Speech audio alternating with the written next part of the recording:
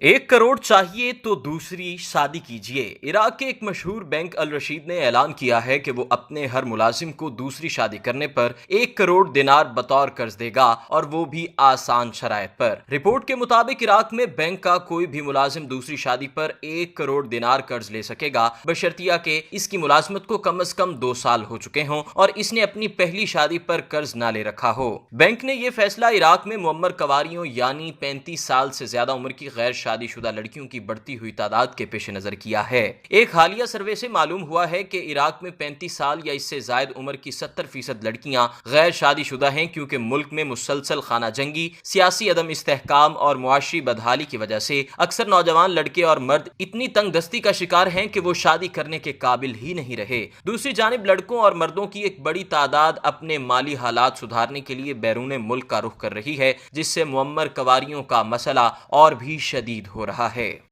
अगर आपने अभी तक हमारा चैनल सब्सक्राइब नहीं किया तो अभी सब्सक्राइब करें और बेल आइकॉन को क्लिक करके हमारी लेटेस्ट वीडियोस के बारे में अपडेट जानें।